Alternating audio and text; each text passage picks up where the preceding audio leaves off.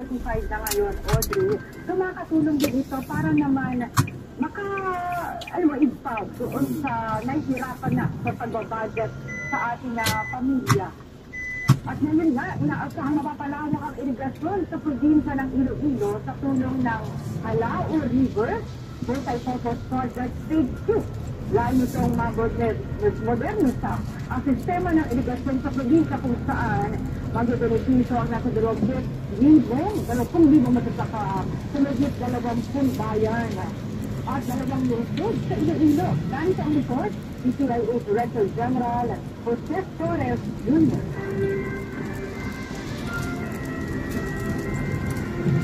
Magandang araw, Pilipinas. Tungkulin ng Philippine Information Agency ang pagbibigay ng tama, makabuluhan at kapapanahong impormasyon sa mga Pilipino. Ang pagpapalakas sa sektor ng agrikultura at lokal na ekonomiya ang ilan sa isinutulong ng Administrasyong Marcos. Sa Western Visayas Region, malaki ang naitulong sa ating mga kababayan ng pagpapatayo ng itinuturing na pinakamalaking irrigation development project sa region, ang Halao River Multi-Purpose Project Phase 2 o JRMP2 sa Salinos, Iloilo. Ang 19.7 billion peso JRMP2 ay ang unang large-scale reservoir dam sa labas ng Luzon. Ang inaugurasyon ng proyektong ito ay naganap mahigit 40 taon matapos makumpleto ang unang yugto nito noong 1982 sa panahon ni dating Pangulong Ferdinand Marcos Sr. Very excited ang sabuli ng proyekto. Kasi kung nainit, mas namin po kita sa tumal. Puro ay tubig ang mga lahat. That's why, ano mga protection, ang dito ng tubig, kaso hindi ng kaso. Sa bilo ng Pilipinas, ang pwede na protection natin. Puro ng tubig na panahon.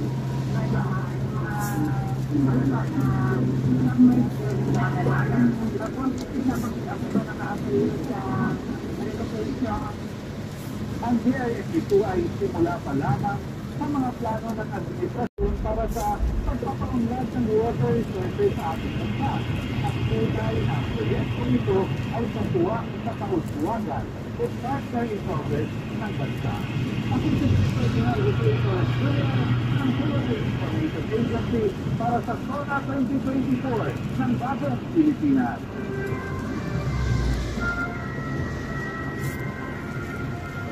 Isa ang sektor ng agrikultura sa mga tinutukan ng Pangulo sa pagsisimula pa lang ng kanyang administrasyon.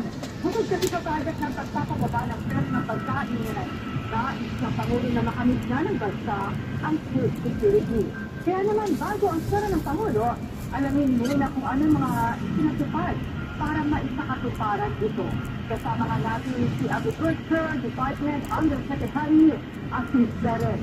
Magandang araw, Mr. Magandang araw, Audrey, at magandang araw, magandang araw sa lahat ng ating mga Alright, para po sa kaalaman ng ating mga kababayan, Yusef, kumusta po ang estado ng food security ng ating bansa?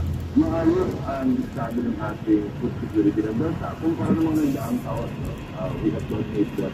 At nakikita naman natin kung paano ang ating pamahalaan ay tuloy-tuloy na nagsisikap para lalo pang paangatin ang estado ng ating food security. Ano yung mga initiative natin para maging accessible naman, available ito ating mga... Yung food security kasi, yung apating daman tayo.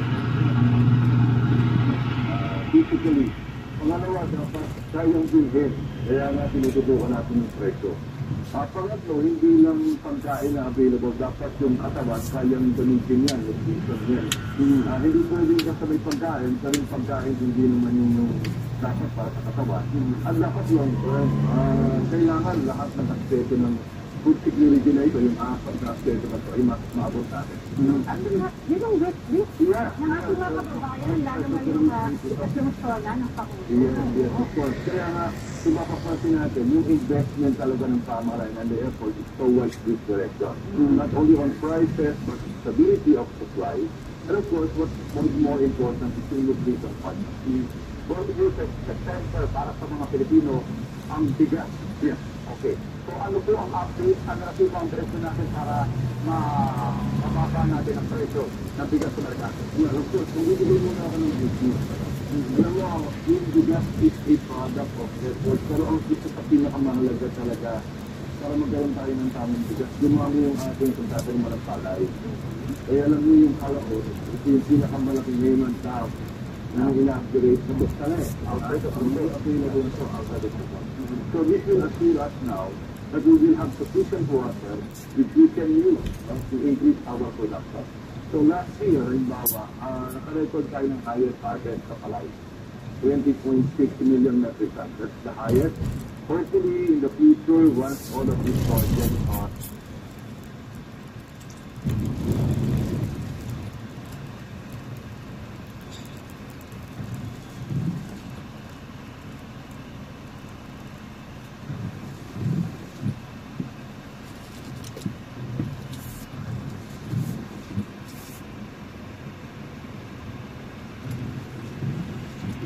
wala na sa tayo, hindi ka napupulit natin.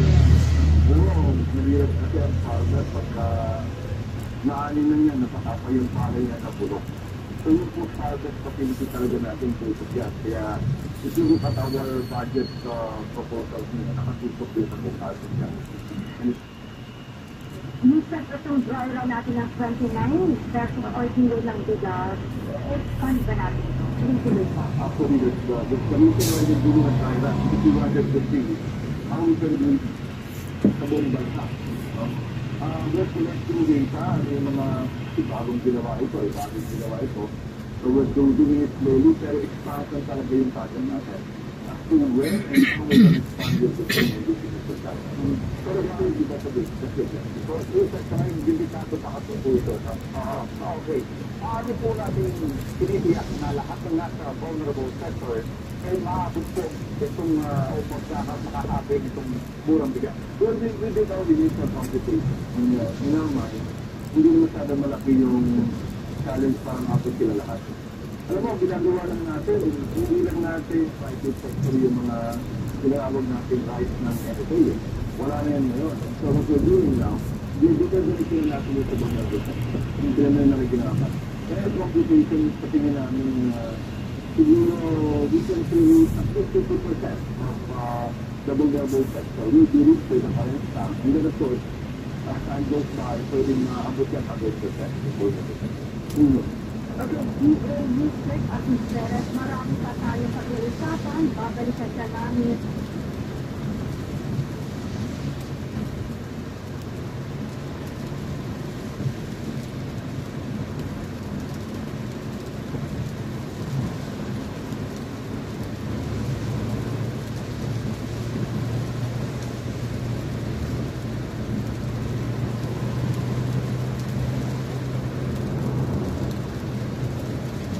Yung bago na tumama sa bansa nito ng nakaraang taon ay ang El Niño phenomenon na talaga namang suhugot sa ating nais na magkaroon ng food security. Ang ganda na kung ang unang pwede na sa nais na magkaroon ng food security. Ang ganda na kung ang unang pwede na sa market dinner kasama ang kanyang from ang kanyang pamahalaan para tulungan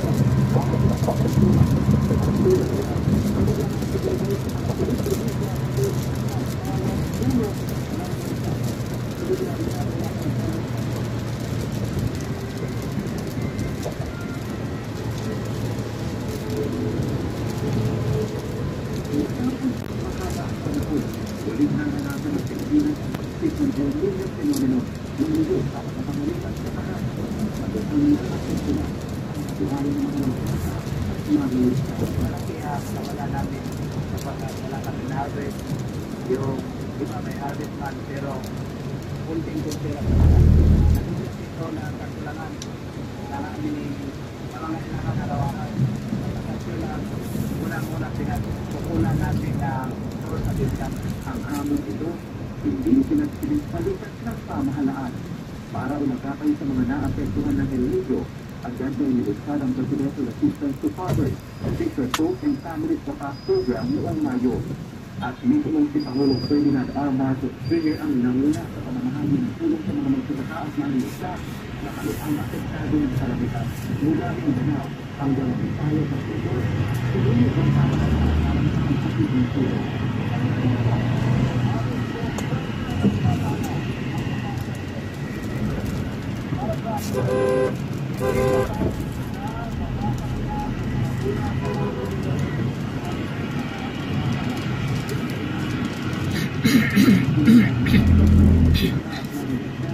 Ilang na ang financial assistance, mga farmer sharing at student, ang pinakangkil ang lahat ng pinakangkil ng gobyerno, lalo ng mga guru, ang simula.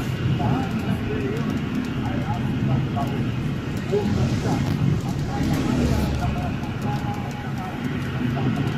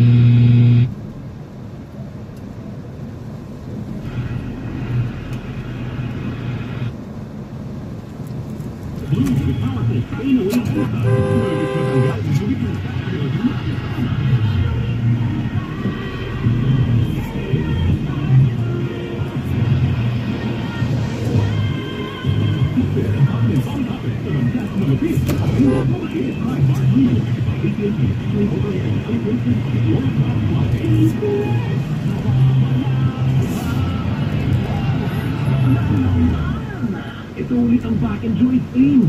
Sigari dito, huwag mo kalala. Listen ka na. Ibang tableta. 12 hours long-lasting visa. Kaya di pa ulit-ulit ang pag-inom. Kailan? Hindi lang yan. Not-option to it. The nurse names cannot persist. Consulted wala. Number 1, Mark B. Ang galing-galing mo. Ulang na matemo sa ay demo. Ang galing for everything. Yan, mag-smart. May double ang galing formula. Ang galing-galing ang demo at bacteria.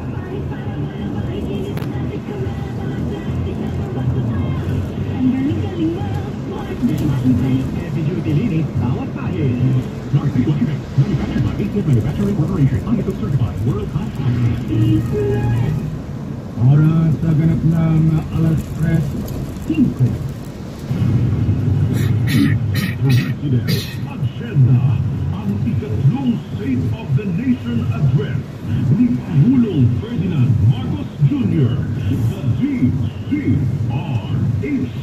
Special Coverage kasama ang buong puwersa ng DCRH News mula Batasan Complex. Ihahatid sa inyo ang mga kaganapan live sa DCRH Radio, DCRH TV at DCRH social media platforms. The President Agenda, the DCRH Special Coverage.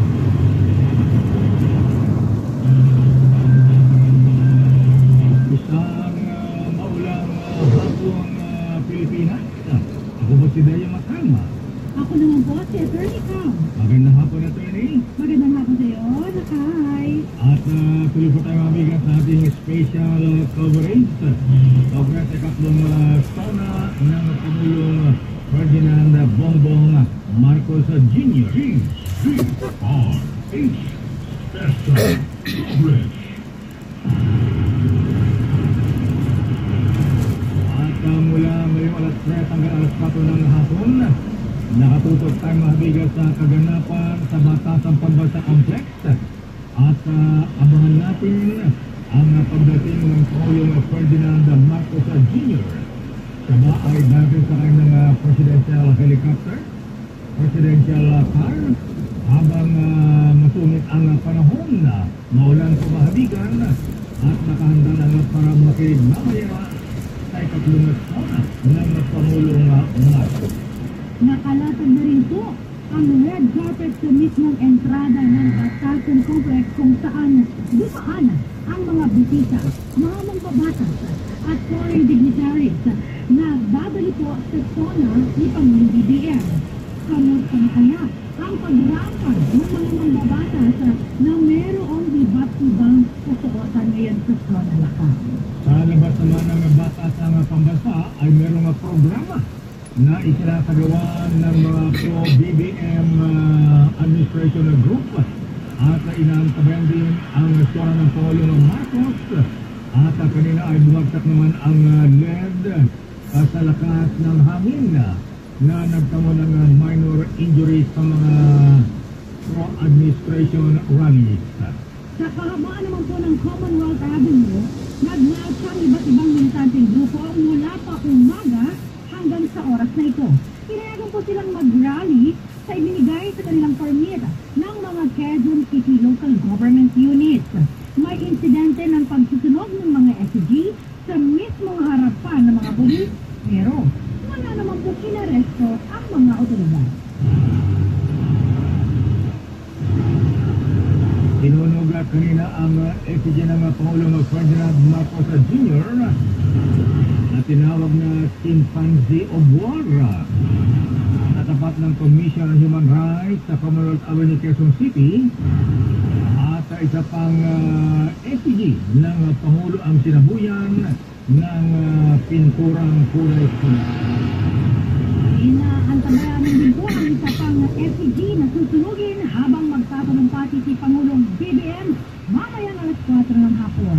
Isinalarawan sa malaking SG na ito ang imahe ni Pangulong BBM na nakipagbuntalan kay Vice President Sara Duterte at sa pansin-pansin po na nakasuot ng sash ng US flag ang imahe ni Pangulong BBM habang nakasuot naman ang kay Duterte. At tulad ng inaasahan ay hindi nadalo sa zona ng Pangulong Marcos Vice President Inday Sara Duterte Carpet. At hindi raw siya maroon sa social media ang pangalawang Pangulo at siya ay nasa Bohol para magdalamhati naman sa pagpanaw ng kanilang yunamong Vice-Gobernador sa nasabing probinsya. Ngayon po na kumalat naman po ang deep fake video ni Pangulong BBM. Ang motibo ko ay kumalat to destabilize ang BBM.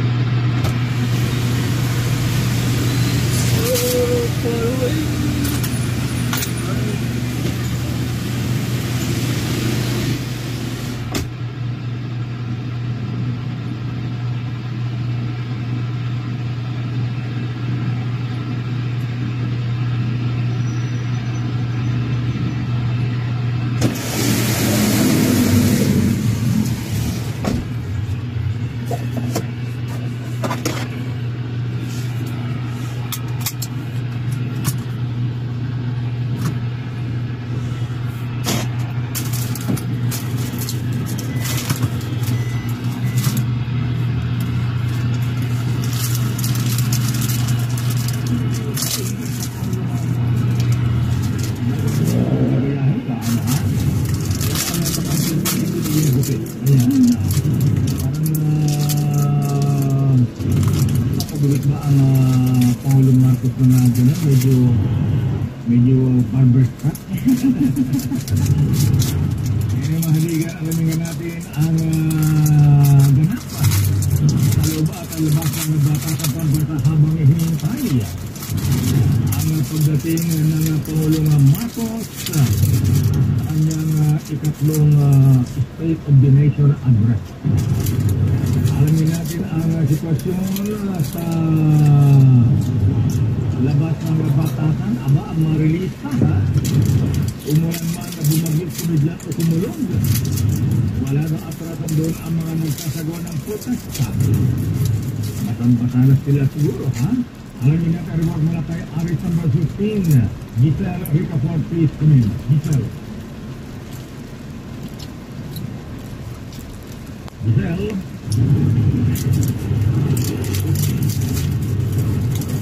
Ipapasok si Giselle.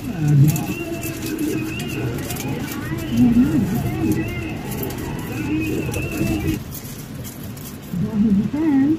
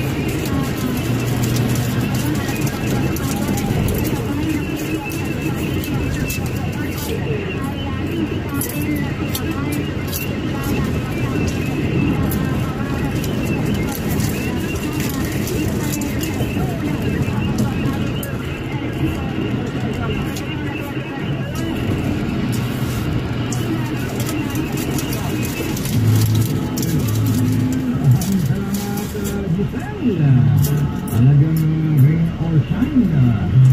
May anong rabitin na ba sa Metro Manila? Sa anong signal ang mamaya? Ibang signal na pinag-uusapan natin. Signal number 1 doon sa area at Isabela. Sa Metro Manila mukhang baka low pressure area. Walang signal ng bagyong Karina dito sa Metro Manila. Alamin na natin at Cam, nasaan ba si Manang Milky ngayon? Ito, naka-standby sa atin si Miss Milky Gunan tungkol sa mga pumapasok na mga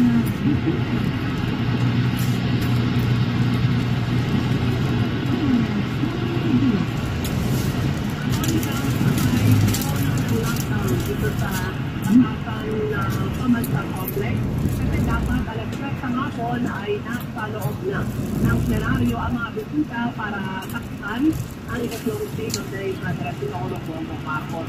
Pero dahil para masusunod na kahit ang Amoyang na traffic ng mga bisita at pagkaroon ng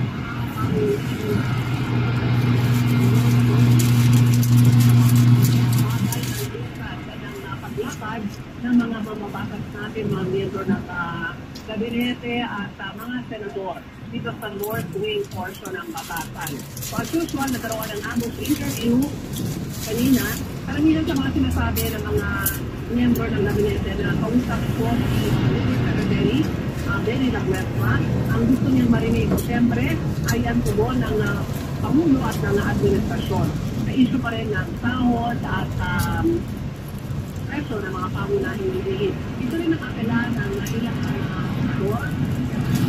May malinaw pa rin foreign policy pagdating sa usapin naman ng China at hindi rin nagpahuli ang mga miyembro ng Makabayan Bloc. Lakay at Atolicam dahil inirapan na nila ang kanilang mga treatment outfit.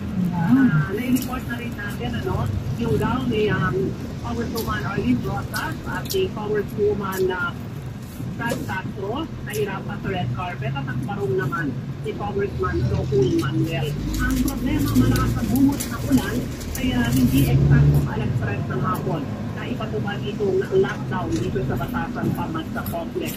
Pero kung kanina na napaka-ingay, napakarami ng tao dito sa North Wing kung saan narito yung red carpet, yan si kumalma na. Dahil pumapasok na yung mga bisita sa loob ng Senado. Ang yan sa mga nakita natin dumating dito sa panig ng Senado,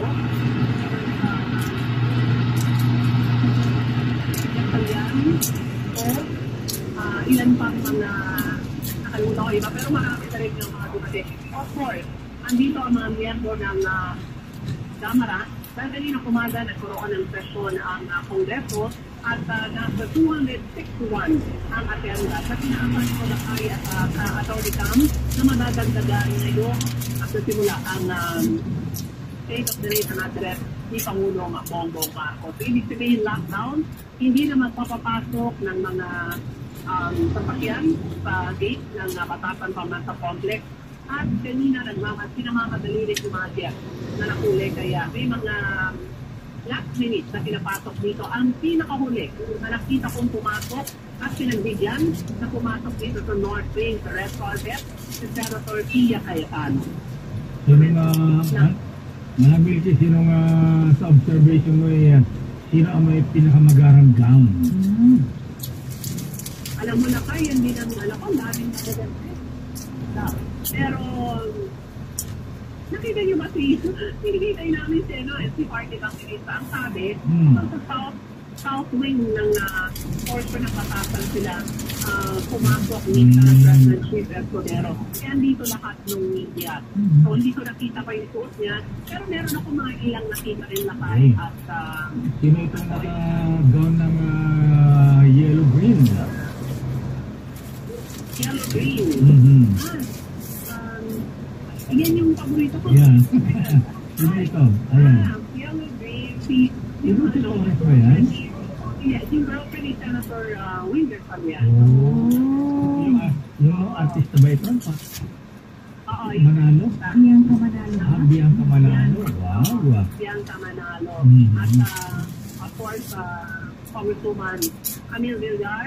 At medyo agaw eksena ang pagpasok din ni Senator Amy Marcos kasama ang kanyang escort, ang kanyang anak na si Borgie Manoto. Ang kanyang gown, parang black hindi ko na ma-describe. Ang dark green, grabe yan. Parang dark green na may parang At meron siyang corona. oo, may pagka-Amazona. At yung sabi niya, yung kanyang crown, ang crown daw niya ay harbor. Kasi palaban yun siya ngayon. Hindi natin alam kung anong gusto niyang sabihin, pero yun ang sinasabi niya na yan ang kanyang kasawatin. So, kanyang escort kanina yung kanyang anak na si Borgie Manoto. So, ngayon ay hintay naman namin yung pagsimula ng corona, hindi pa Bongbong Marcos. Malakas pa rin ang ulan at lakay ang Atolicam dito sa Batasan Pambansa. Kaya naman I'm sure na akala rin ang mga ganap ng iba't ibang mga grupo na nag-rally paborman o stick sa administrasyon. Bilang makasabay. si Principal Manangwiki ha, ayan, cute din yung kanyang gown na kulay orange ha. Parang bumata si Principal ha. Yan yung kanya, alam mo naman yan ang kanyang political color lakay at may orange.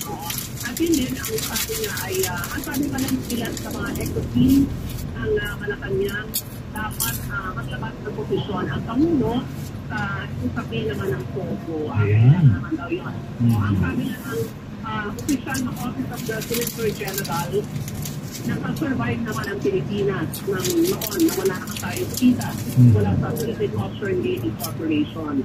So, ano naman daw, ang kawalan, kung ito total ban yung Pogo, kung didesisyon na nito ni Pangulong Bongbong Marcos. So, ayun na kayo, yan sa bayan ang Atolicam kung ano ang lalamanin ng State of the Nation address ni Pangulong Bongbong Marcos. Pero karaniwan sa mga narinig natin, of course, China, ang foreign policy ng Pangulo, kami ang pagpapahod, bigas,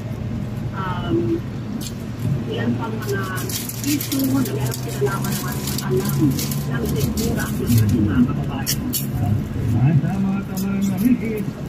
Babalikan ni Raymond sa ugnay naman at nilep sa ugnay naman na dito sa batasan sa ikatlong State of the Nation address ng Pangulong Bongbong Marcos.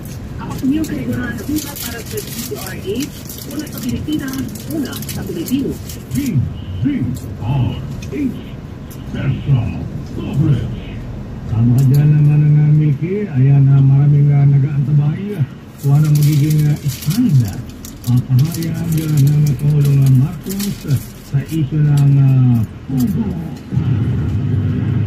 Samantala si Edniel Parosa magpapakalat ng fake video ni Pangulong Bongbong Marcos kasabay ng kanyang sona ngayon. Malinaw na bahagi ng tangkang destabilization ay naman kay Defense Secretary Gilbert Sodoro. Ang detalye mula kay Aris number 52, Edniel Petrin. Lakayat Attorney Cam, hawlang hapon mula rito sa IDP Road sa Batasan Pambansa Complex sa labas sa House of Representatives. Patunay daw lakay ng tangkang destabilisasyon. Ang paglalabas ng taking video na umanay paggamit ni Pangulong Bongbong Marcos ng illegal na droga. Kasabay, ng araw na ito ng taga. Yan nakikita ni Defense Secretary Gilbert Sodoro. Tapos na personal na makita ang video na itinalabas ng grupong Hakbang ng Marisog. Ang event sa Los Angeles ngayong araw ay Sodoro. Investigahan niya kasama naman sa organization ng gobyerno kung sinong grupong itinat sa paggamit sa rehabilitation efforts. Nakatid na kasama sa naturang event sa LA. Pinalabas ng umanay video ng paggamit sa Pangulong Bongbong Marcos ng illegal na droga. Nagkakaroon sila ng presidential spokesperson na Harry Roque. Ang bilang PNP sa mga otoridad sa Amerika. Philippine ang pananagutan ng mga sangkot sa pagkakapakita ng umanong video. Ang kailangan ng administrasyon. Sa marami naman ng PNP, Philippine National Police, pinagmumulan ng Interior Secretary General Avalos Marisal Post na hapos sa mga posible pa nang nakasuhan ng paglabas sa cybercrime law. Wala naman nakikita ng dahilan si PNP General Progrelo Francisco Martila. Saka yung bumatuloy ang full sabay ng presidente ngayong hapon. Pakita natin sa Secretary Gibo. Ngayon, maliwanag na po sa akin, mga kababayan, na meron po talagang matinding plano na i-destabilize po ang ating gobyerno. Nag-umpisa po ito sa mga fake na mga news tungkol po sa Armed Forces of the Philippines at Department of National Defense. Tapos nagprogreso po ito sa di umano'y walkout na hindi naman po nangyari. Pagkatapos po ngayon na curiously po, araw po ng SONA, naglakas po sila ng taking video at sa Amerika pa. Defense Secretary Gilbert Sodoro. Sa nagkala,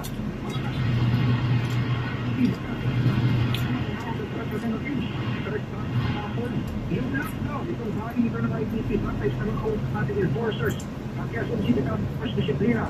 Pero doon sa mga oras na ito, nakapapasok na yung nilangin mga private motorists, o di maging yung mga jeepney, merong jeepney at tricycle na rin, dito sa bahagi nito, ng Quezon City. Ito, Edniel Parosa, nagulat para sa DZRH, una sa Pilipinas, una sa Pilipino. DZRH Special Coverage. Ang salamat Edniel Parosa. Babalikan po natin ating mga reporter sa loob at labas ng batas ng pambansa.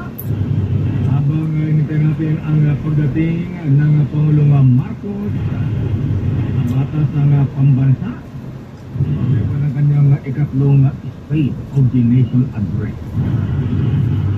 Babalik po kami. Iyata ni Hans Chaya Darwina oras ganap alas 3:27. Tayo, Jesse. Ulot, mabayo, Jesse, agad. Ramdam ang talaga. Most baka tayo, Jesse. Ingat. With 16 Tom Milk for Kids. Labanan na ganang buhok with Tom Milk for Kids. Ang balitang ito ay hatid sa inyo ACS Manufacturing Corporation, ISO certified, maker of world-class quality Pride detergent. Immune Pro, para malakas ang immune system, magtiwala sa Pro. Immune Pro. Really, with vitamin D3, nagbibigay ng tangkad at tag na hindi mo makahanap sa iba. Number 1. Sapat ba sa vitamin D ang pagkakautan ng anak mo? Growing with 100% vitamin D3 that helps bone and muscle growth with proper diet and exercise. Growing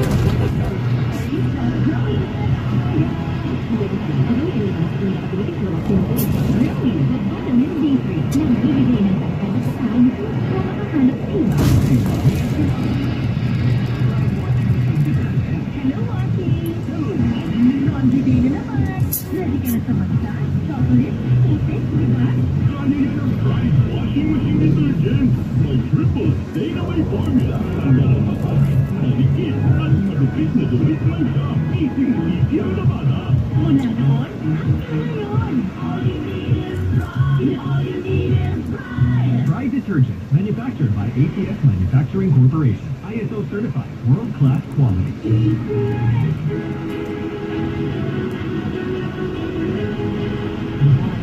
System, I always pray, and I always have to put myself in a happy state, and I always have that cup of energy. Hi, I'm Martin's brother. I'm 59 years old, and I'm a chef. It's really my happy place, and it gives me a lot of pleasure and joy. When you're cooking, you have to make sure that you are in good health.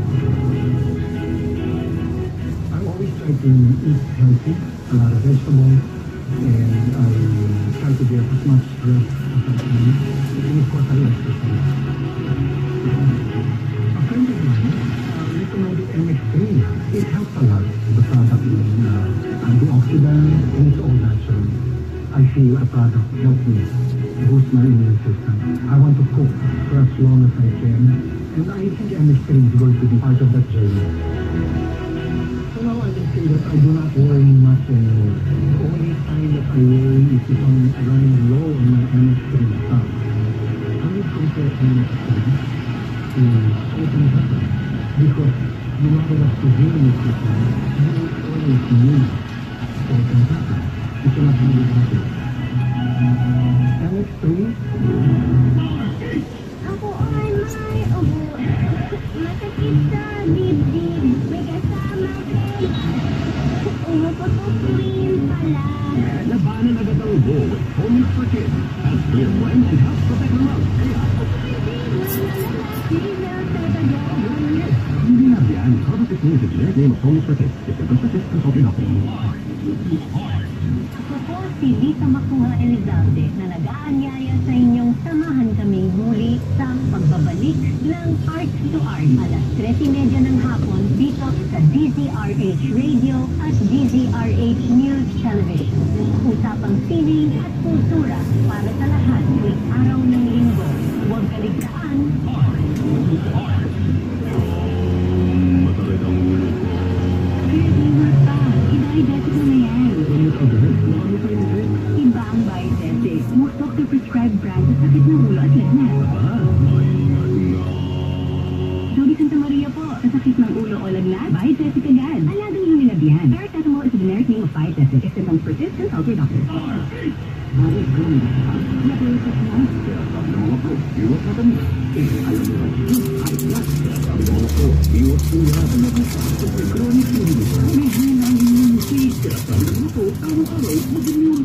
The only one with Bitrupt technology. Kaya buo ang vitamin C at zinc. At most prescribed by doctor. Tulungan ka na kasi ng immune system with proper diet and exercise. Magtiwala sa Pro. Immune Pro. Hindi na yan. Immune Pro. Para malakas ang immune system, magtiwala sa Pro. Immune Pro. DZRH. Tessa Coverage. Oras sa alas 3:32. Bago natin ipagdala natin ang mga bisita ngayong ating Cam. Alamin natin ang isa pang report mula sa labas ng batasan. Rain or shine, kumidlat at kumulog tuloy ang rally. Ayan. Yung mga pulis sa Commonwealth Avenue, bantay sarado ang marilista kahit bubuhos ang ulan. Kung nauulan ang marilista, mga pulis, ayan, basang-basa din. Alamin natin ang situation sa Commonwealth. Iris number 29. Boy Gonzales, please come in. Boy. Boy Gonzales. Nabasa na rin yung reporter natin, ha? Uy, pababa na rin yung chapter ng Pangulong Marcos, ha? Wala ba tayong video dyan? Boy Gonzales, Christian and Boy. Ayan, tumakit. Ayan, naandun na. Ayan. Nakita na natin yung puting helicopter. Ayan, kulay yung puting helicopter. Kalalapag po sa Batasang Pambansa. Ulan to, tumigil ang ulan niya sa atin. At kung saan na ba yung signal jamming? Kasi sabi ko na kasi mga signal. So nagkaroon ng signal jamming niya, bawal na internet dyan na kan. Ayan, Boy Gonzales. Boy G? Mga katailang signal ng communications doon.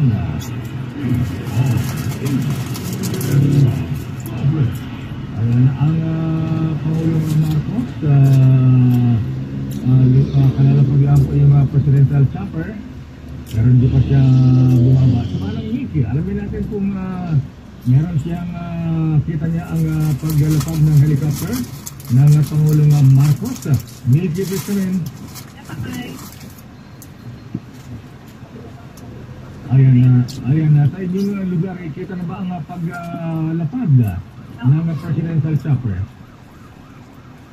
Yes, saka kikita ko dito sa vantage point ko na kikita ko siya lumapag na eksakto. Pag hindi ko pa nakamulan ang paglapag naman ng presidential chopper. Pero hindi pa na bumababa. Ayan, bumaba na. Pangulo. Naglalakad na. Ayan. So, ang committee ng Kamara ay talaga naman ang Welcoming Committee. Inaasahan ang pagsalubong ng mga leader ng Kongreso. Of course, sa pangunan ni House Speaker Martin Romualdez at ilang pang mga opisyal ng Kamara. Ang Pangulo ay Manang Mickey. Ayan, dito sa ating video, nakita natin na mag-isang naglalakad ng Pangulong Marcos. Naglalakad. Sumalubong si Senate President Chico Escudero, House Speaker Martin Romualdez. Nakapasok na sa after yung Southway Ilacay ang matasal doon sa may malapit sa Elipan. Sinakawayan niya ang leader ng Kamara at kasama ni Senate President Chico Escudero na kinatawa naman niya ang Senador Senator Vico Estrada. So, of course, Senator Amy Marcos. At muna sinasay sa holding area.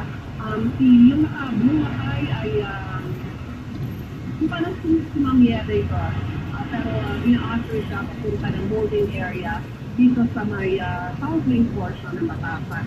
Ang pagiging sistema dito, i-hold muna siya dito at may ipag-usap sa mga leader ng Kamara at ng Senado hanggang tawagin ang eksakto alas 4 ng hapon. Actually, Lakay, ang kwento dito, kaya nagkaroon ng medyo pagbabago. Ang First Lady at ang ilang anak ng Pangulo ay nararito na rin sa holding room ng south wing portion ng Batasan. Ang kwento at Sam at Lakay, yung ilang mga room kaya nagkaroon ng lipatan, mga last minute, na merong request na mga kwarto para maging holding area ng mga anak ni Pangulong Bongbong Marcos habang inaangkabayaran ang kanyang paglatik. Mukhang gusto ngayon ang puti kasi si ang ating First Lady, Lisa Marcos, ay naka-white gown at ngayon ay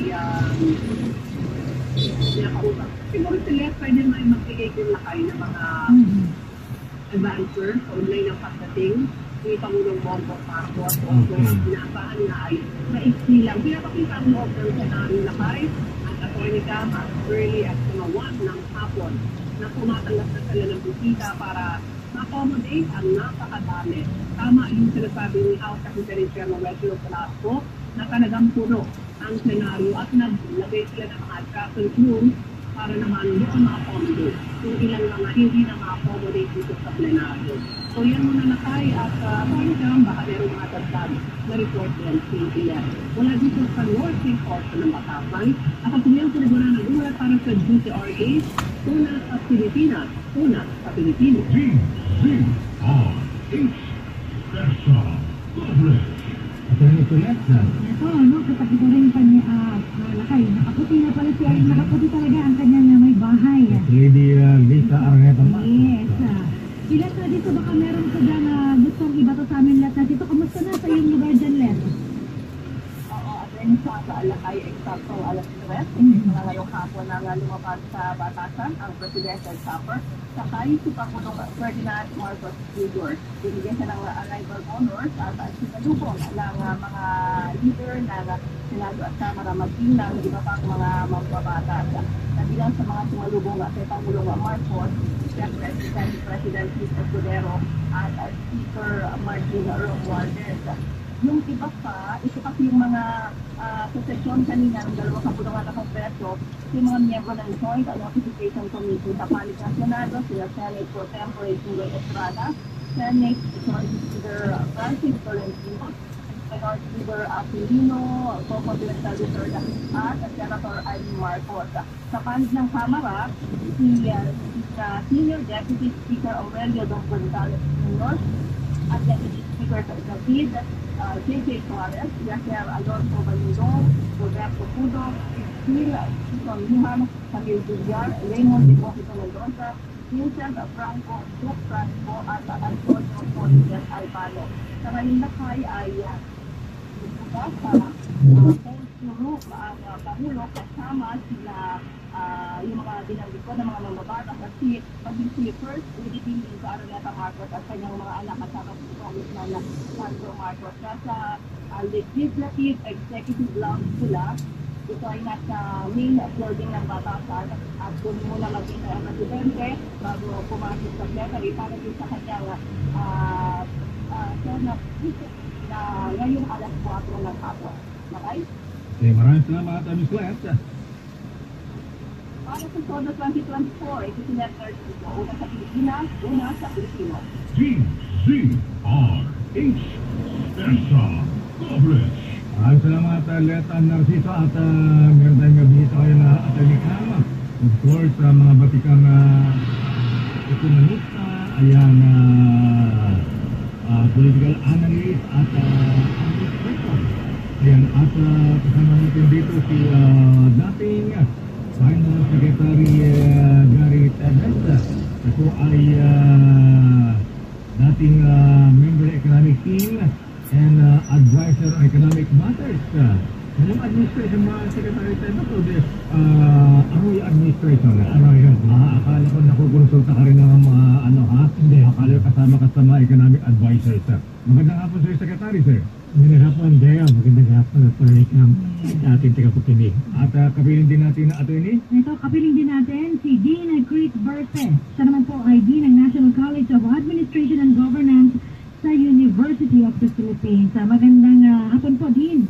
Magandang hapon, Attorney Cam. Magandang hapon, Lakay Deo. Magandang hapon mga tagapakinig. Ayan, magandang hapon din Christopher. Secretary Gary Tebet, meron kayong write-up ha? Ayan, maganda yung write-up ninyo. Pero para sa kaalaman na ating mahabay na hindi pa nakabata nito, ayan, una, ano ba yung positive muna? Ano yung mga na-achieve ng Marcos administration o ng Pangulong Marcos sa kanyang SORA nitong nakalipas sa taon, 2023? Na 2023, Deo, ang kanyang nagawa o tawag natin sa English na hit. Kaya hit. Ayun, napababa natin yan yung inflation rate, yung presyo ng mga bilihin natin. No? As of June, bumaba to 3.7% mula sa mga 6.1% noong nakaraang taon.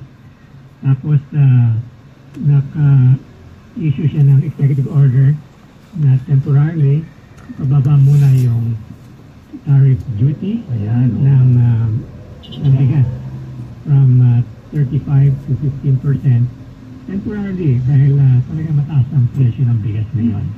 At makakatulong, based on estimate ng gobyerno, makakatulong sa pagbabawas ng kilo ng buwis presyo ng bigas by about 7 pesos. No? Tapos yung ease of paying taxes, kailangan ng ating gobyerno ng buwis.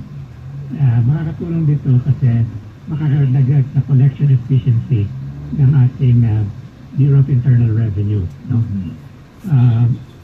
Yun ang makanyang major accomplishment. Of course, yung pag-appoint niya sa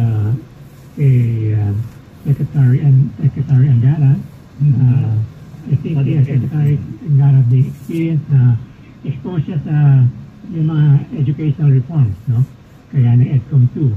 Saka sa agriculture, si Secretary Laurel, na may experience din sa fisheries. At palagay ko, and hopefully na makaka-improve sa tinatawag nating absorptive capacity, yung pera na pupunta sa Department of Agriculture, magagamit sa mga importanteng project, makakatulong sa pagdagdag ng production na kailangan ng ating bansa. Yun ang hit natin. No? Yung mga na-miss ng Pangulong Yung areas of improvement. Yung miss naman, yung alam natin na ang ating Pangulo naman ay nag-travel na-expose sa ating bansa, pero kailangan pa rin ng effort follow-up yung sa mga prospects niya kasi malaki na ang nagasto or at least malaki yung pledges, umabot ng $19 billion, pero medyo mali pa rin yung ating actual investment, no? Siguro sa effort ng ating mga kasamahan abroad, mga ambassadors, commercial attaches, saka DTI, baka lalong nadami yung ating foreign investment. Tapos yung apprenticeship bill na makakadagdag ng training period sa ating mga trabahante. Kasi 6 months ang training nila ngayon. So kung makadagdag silang additional up to 2 years, lalo maging skilled labor sila, makakamit sa mga requirements ng ating investor. So mas malaking sweldo nila, yun ang isang feeling ng ating mga na quality of wages natin sana ay medyo tumaas kasi umangat rin yung presyo ng ating mga bilihin. No? So, ang pinaka-importante, Deo, Ornicam, yung production natin sa agrikultura especially, dahil nagkaroon tayo ng Comprehensive Agrarian Reform Program, nagkaproblema tayo sa tinatawag nating yung productive capacity ng ating mga lupain, no? Yung mga ibang lupa na dati mechanized, kasi malalaki sila, nakita natin ang continued decline ng productivity ng bawat produkto per hectare. So, lumalaki yung population natin, pero yung supply of agriculture goods for domestic consumption at for export ay hindi umangat. So, kaya tumataas din ang presyo natin. No? So, kailangan i-amenda yung Agrarian Reform Program para yung mga Agrarian Reform beneficiaries pwede na sila makabenta by more than 5 hectares. Para kung umabot ng mga 30 hectares, pwedeng some of these areas can be mechanized at umangat na naman yung productivity natin. Okay, Dean Christopher Berta, sir, bilang Dean ng National Service of Administration and Government ng UP, ang sinasabi ng isa sa mga kritika ng Pangulong Marcos sa dating Pangulong Digong, weakling ang ating Pangulong Ferdinand Bongbong Marcos Jr. Sa inyong pananaw, ayan weakling nga ba ang presidente sa pamahala, governance sa ating sa kanyang administrasyon? Siguro masasabi natin na parang hindi fair yung ganong klaseng assessment. Kasi tingin ko nandun yun sa pagkakaiba kung paano sila mamuno. No? Mapapansin natin na kung halimbawa si dating Presidente Duterte ay very, gusto niya siya mismo yung, siya mismo yung nangunguna, di ba? Gusto niya siya yung nakaharap ng mga press con, etc. Mapapansin natin in terms of style, iba yung kay President BBM. Medyo dumidistansya siya kahit may mga issue, lalo na mga political issues, ang humaharap yung kanyang mga officials, mga gabinete. So, I think it's more of leadership style. It's not really so much of a weakling, I would say. To be fair din naman, dun lang nagkakaiba sa kung paano ba sila paano sila paano nila tinutugunan yung mga issues. Dean Aberse, ito, naging professor po din to. Kung kayo po ay magbibigay ng grade sa scale 1 to 10, ano po bang mabibigay ng grade kay Pangulong BBM in terms sa kanyang administration and governance po? 1 to 10, Yeah. 1 being the lowest And 10 being the highest. Naisip ko kasi kung sa UP yan, Baliktad. 5 kasi yung 5 yung bagsak na sa 5, di ba? Well, I would say siguro pasado naman. It's still too early kasi alam naman natin meron siyang 6 terms o kumbaga ano pa lang ito, third zone na pa lang. Siguro pasado kasi kagaya nga na nabanggit ni Secretary Teves, sir, may mga hits, no? Natingin ko malaki din yung maitutulong talaga din sa atin, kagaya ng sa pinag-inflation at ito paano na-maintain yung growth natin, although siyempre mas mababa kayo dun kaysa dun sa inaasahan natin. Meron din, so siguro I would say 6, 7, marami pang kumakain siya nasabi nga ng millennials ngayon, diba? Medyo malayo naman lang na-achieve pero marami pang pwedeng dapat gawin. Hindi isa pang issue, may mga nagsasabi, ewan ko lang kung agree dito sa Secretary Teves, lumala ang graft and corruption sa under Marcos administration kumpara ng nakalipas administrasyon. Ano po sa pananaw ninyo, Dean Advertiser? Well, maraming mga nagsasabi, maraming mga ulat, pero hindi naman tayo kapasitan din na rin kaso. So until meron talagang makakasuhan at meron talagang may labas na official na investigation, mahirap magsabi kasi ko, palagi naman, every administration, palagi yun yung gusto natin, yun yung talagang binabantayan natin. So, kung meron kang ganong katotohanan, sana di talagang ano yun, makikawala. Secretary Teves, sir, ayan na. Well, of course, di na iwasan may comparison. Ayan, ang dating Pangulong Digong noon, bawalan kanya against ground up corruption. Ayan na. Lumala nga ba ang corruption na sa Marcos administration, Secretary Gary Teves? Hindi ko ibase sa survey ng ating research na research ng WS corruption, hindi kasama sa the first 3. Ang kasama sa first 3 usually ang ito sa yung job, kapag yung quality of wages. Tapos ang ika-apat ang corruption at poverty. So, ang tingin ko yung corruption nakakatulong kung ma-address natin yung first 3. No? Of course, meron mga passage of bills like e-government bill, freedom for information act, etc. Saka yung transparency sa ating mga pero kung tutusin natin, mahalaga ang corruption din, pero kung ma-address natin yung inflation, yung job, yung unemployment, saka qualitative, nakakatulong din kasi maraming tao yung employed na sa camera.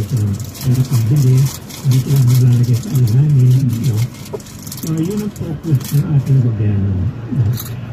Ibabanggit ko lang na additionally, sa areas of improvement ko, yung ang dapat sana magamit sa ating Pangulo on more regular basis ito, the Deputy Executive Development Advisory Council. Sa panahon ni Ramos, halos bawat linggo, nag-meeting tayo doon. Nag-focus tayo sa patingin sa legislative measures, kaya nagsisynchronize yung activities ng House at Senate. Kaya mas maraming mga bills of national importance na approve doon dahil nakatutok So, nakatutok ang Pangulo at yung mga leaders ng Congress na tatlong bagay na mention natin. Dagdagan na natin yung education at emphasis ko dito. Palagay ko mas lalong maangas ng ating ekonomiya. Yung GDP natin, yung gross domestic product, bagamat 6% ngayon, pwede tayo umat na 7%. Mas nag-number 1 na tayo sa Asia. Ang mahalaga, of course, tingnan yung pag-distribute ng improvement natin. dapat matulungan din natin yung mga poor and underprivileged. No? Kung bibihin ka pa yan, kailangan yung hindi mayaman, ay mas malaki ang kanilang kakainin sa bibihin ka. Yun ang hamon din sa atin. No? So, yun ang may areas for improvement natin. Kala ko na kayo, hindi bibig ka puto bongbong. Di na best ayan na ano ang wish nyo sa SONA, mga Pangulong Marcos. Well, siguro kagaya din ng inaasahan ng maraming tao, yung report, no, in terms of accomplishment. Kasi marami sa mga nilistahan ng nakaraan na laro ng SONA, lalo na ng last SONA. So siguro magandang makarinig ng mga update na pagdating doon sa health, sa economy, no, pati sa environment. Kasi isa sa mga na-highlight niya ng kanyang nakaraang SONA. Yan, din, Berte, sandali lang po sa Secretary Gary Tevez. Mukhang ready na ang Pangulong Marcos. Pero alamin natin sa ating reporter sa Malacanang, ano ba ang may tip na ba sila kung ano ang magiging laman ng SONA ng Pangulong Marcos? At sa pagtanong dyan, gaano kahaba? Ayan, may sinasabi si Congressman Sandro Maros kanina, isang kalahating oras na. Let that piece of it come in, Ms. Lesna. Bakit na ba yan? Yes!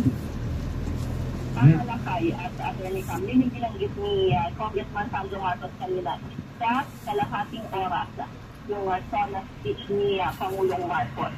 Pero kung atin ba naman yan ay nananatiling sikreto yan, wala talaga patikin na lang ibinigay na kaunang informasyon ang Malacanang.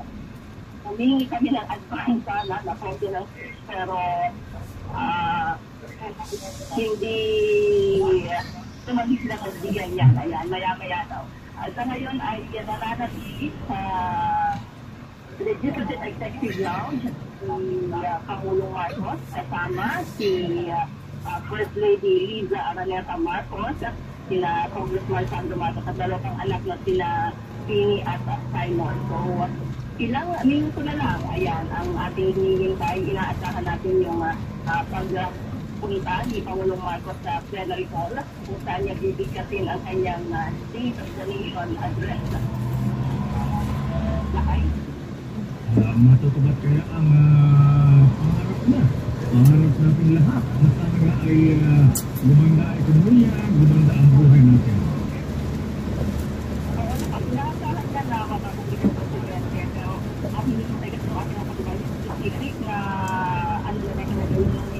Malaki naman ba na nakakapita ng presidente? Bagong Pilipinas. Bagong Pilipinas. Pero ito pang ito rito na inataboy ng Meta, ang controversial na Pogo. May announcement pa ang Pangulong Marcos dito. Ano na kami niya na sa ilang sa mga yung gabinete? Ang si sa Secretary Salang Garapag, hindi siya magpulat kung bakit dito na ng-presidente. Pero hindi siya sigurado kung kasama ngayon sa SONA topic ng PBBM. Pero dapat may statement ka dyan na sa tingin ko pula ang kanyang SONA kung wala kang statement isang sa SONA sa Pogo. Napakainit na ito yan. At mismo ang mga economic managers niya, Secretary Balisakan, iminong business sector, business club. Dahil nagsasabi na dapat ipagbawal na ng Pangulong Marcos yan. Kaya yun yung inaabangan kung magbibigay naman ng posisyon o direktiba si Pangulong Marcos tungkol dyan sa Pinagsoko. Kaya lakay ngayon ay naglalakad na ang presidente patungo sa plenary hall galing siya ng Legislative Executive Lounge na nagsiting voting area. Ito lang wala mo yung kasama para namang kasama niya yung ibang mga leader ng Kamara. Ngayon, mag-isa lang siya na naglalakad. Kaya ito ay sa may north wing na banda. Parang hindi tayo mga ganito mga eksena mislet kasi dati sa mga presidente pagkapunta sa podium sa rostrum may kasama ang Senate President at saka House Speaker. So yung first time ito na solo naglakad ang presidente patungo sa plenary hall. Ayan, so nasa hangganan? Hanggang na lakay. May dami ng plenary hall. Hanggang pa kayo nilalakad siya. Hindi na kaya, ayan na yan. Papasok na yan. Yung red card.